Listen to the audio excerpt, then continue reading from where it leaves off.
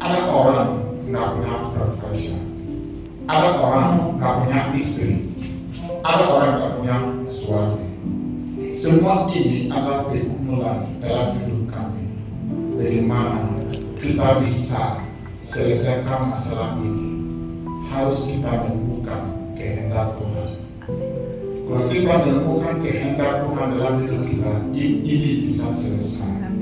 Karena semua kita alami adalah untuk cari wajah Tuhan. Amin. Masalah apapun kita alami, itulah untuk cari wajah Tuhan.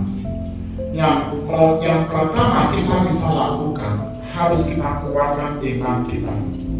Dalam sini kita baca dari Efesus 14 ayat 13 sampai 15. Jadi bilang sampai kita semua dalam mencapai kesatuan iman dan pengetahuan dan benar tentang Allah, anak Allah, kedewasaan penuh dan tingkat pertumbuhan yang sesuai dengan kepenuhan Kristus. Itu usaha untuk bertumbuh dalam iman. Kalau kita beriman, bertumbuh, kita bisa menyelesaikan semua masalah kita. Karena masalah apapun itu di bawah iman kita. Tapi kalau kita tidak beriman, itu masalah itu tertinggi. Kalau kita beriman, masalah itu turun. Makanya kalau kita beriman, kita bertumbuh dalam iman, kita bisa menyelesaikan masalah. Jangan pikiran masalahmu khusus, tidak khusus. Itu biasanya semua orang punya masalah. Tidak orang pun tidak punya masalah. Karena kalau kita berdoa, saya mau punya rumah. Kalau punya rumah, bisikan rumah itu milik juga. Biaya-biayanya juga. Karena kita punya rumah gede, listrik semua gede. Benar kan? Kalau kita nggak punya rumah, kita nggak bayar kontrakan, nggak bayar listrik. Tapi kita susah. Tidur sini. Tapi kalau kita punya rumah, harus kita perawatan rumah itu. Kalau perawatan rumah itu butuh biaya dan kemampuan kita. Begini, makanya kita nggak pikiran rumah dunia ini tanpa masalah. Dunia ini penuh dengan masalah. Makanya harus kita kuatkan iman itu cuma berhidup dalam masalah. Berhidup dalam masalah. Kita enggak tolak masalah, kita berhidup dengan masalah itu. Bagaimana kita bisa berhidup dalam masalah itu? Karena kita beriman. Kalau iman kita tertinggi, masalah itu turun. Kita enggak bisa lihat masalah lagi. Kita lihat iman kita. Orang yang bermasalah karena imannya belum bertumbuh untuk menghadapi masalah itu. Semua kita bisa lakukan dalam firman Tuhan. Makanya kalau kita mau menemukan kehendak Tuhan dalam hidup kita, yang pertama harus kita beriman dan tinggikan iman kita.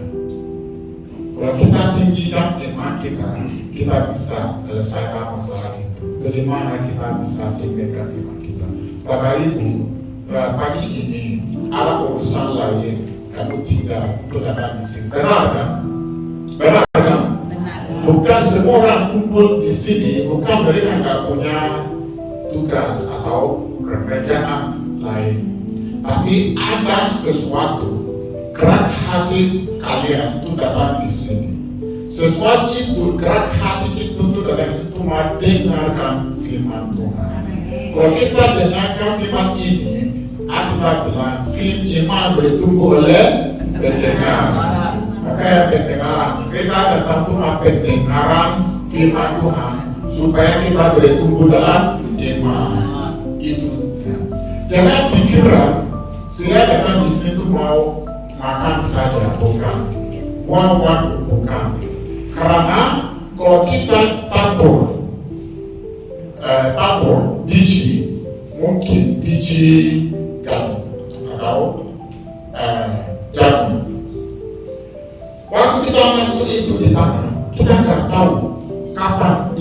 bertumbuh. Makanya apa kita dengarkan seperti itu. Kalau kita dengar, kita nggak tahu kapan iman kita bisa bertumbuh. Tapi yang penting harus dengar. Kalau kita dengar nanti iman kita bertumbuh. Makanya kalau kita datang kumpul hari ini adalah untungannya. Dan untungannya kalau kita bisa beriman. Dalam iman ini untuk apa? Untuk menghadapi masalah. Kalau ketika masalah datang, kita beriman untuk mau hadapi masalah itu. Karena orang yang punya iman, dia bisa bunuh dirinya. Banyak orang sudah bunuh dirinya karena mereka tidak punya iman. Walaupun kita punya iman, semua masalah punya expiring date, keluasannya. Benar? Semua masalah kita alami punya expiring date, keluasannya. Keluasannya itu karena maka itu jangan menyerah terhadap masalah apapun. Jangan menyerah.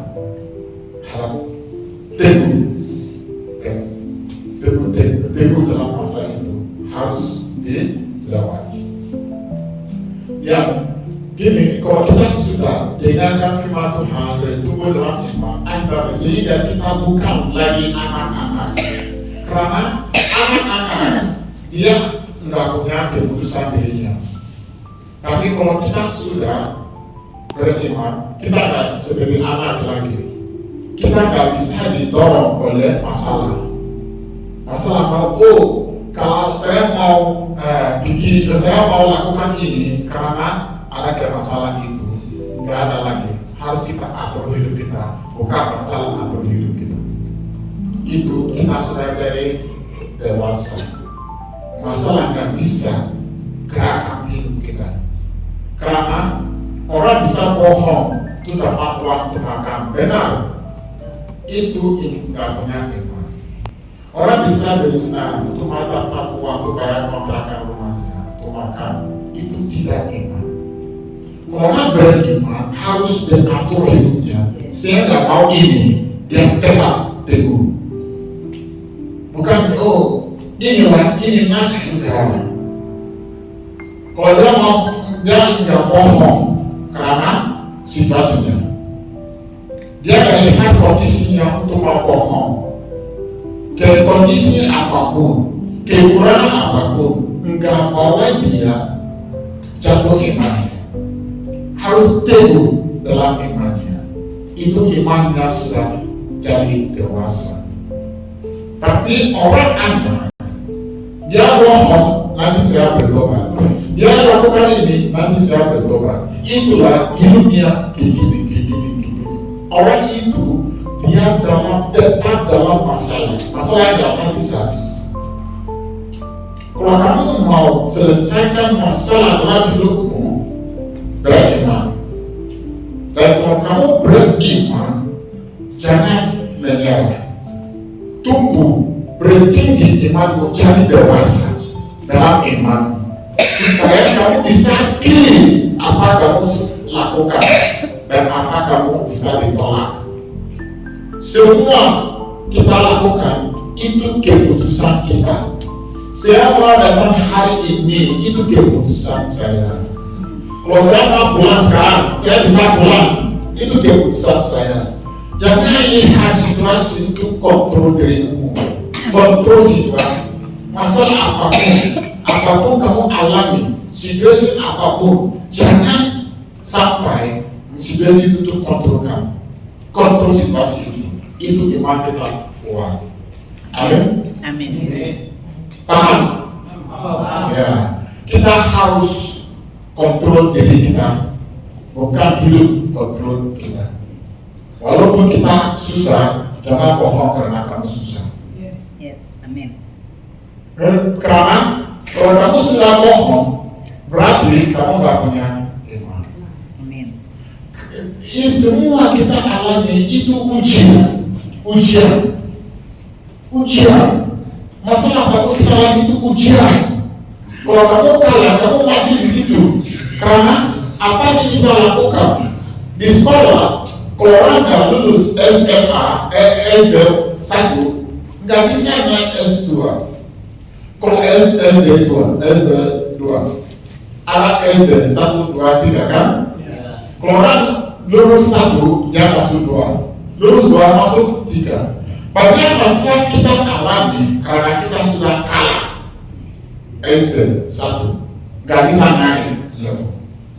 Kalau kita sudah kalah, kita nggak bisa naik level. Makanya malah salah orang terus nggak habis. Karena dia belum naik level, belum lulus levelnya.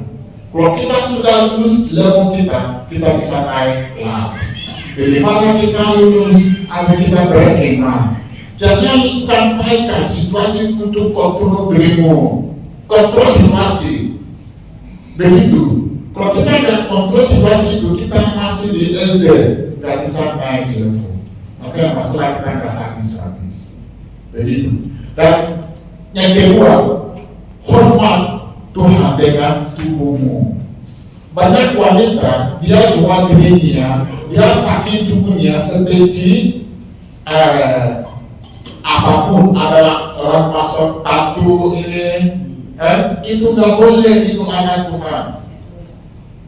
Kalau mereka punya begini, pakai ini, semua kuduskan badanmu. Karena itu, dalam itu kamu bisa menemukan kehendak Tuhan. Kalau badan kita sesuai dengan kehendak Tuhan, Tuhan bangkitkan hidup kita. Tapi kalau kita melawan tubuh kita, melawan hukum Tuhan dalam tubuh kita jatuh, nggak bisa naik level. Begitu. Karena saya lihat dari firman Tuhan, kita bilang Isabel pakainya seperti pelacur kan? Malah bedanya siapa bisa jelaskan pakai pelacur sama perempuan lain? Malah bedanya apa? Malah bedanya apa? Bedanya bajunya agak terbuka dari beda dadanya.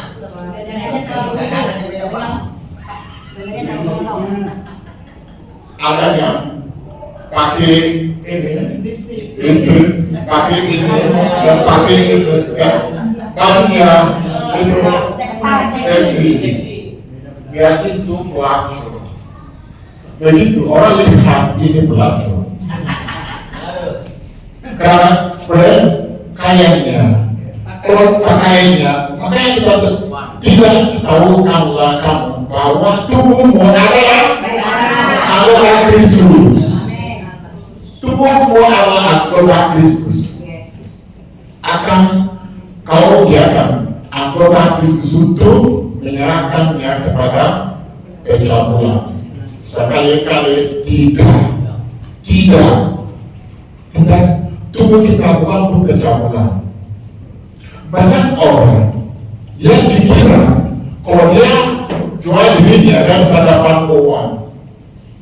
Si Bapak Ibu sampaikan ini, saya sampaikan ini dari pengalaman saya.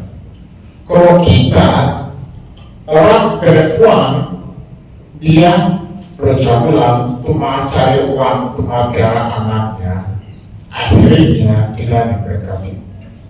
Anaknya nanti susah. Saya sudah punya pengalaman. Orang hidupnya hidup pelacur untuk mendapatkan uang biar anaknya. Walaupun anaknya sudah gede, tapi anaknya nggak peduli. Semua kita lakukan adalah menuai dan tabur dan tuai. Kalau kita taburnya bininya kudus, yang tetap, yang sehat, itu bagus. Walaupun kamu anak janda, nggak punya siapapun, carilah kerja, carilah bisnis, untuk melihara anakmu yang baik. Jangan jual dirimu untuk melihara anak. Itu uang waktu Bapak.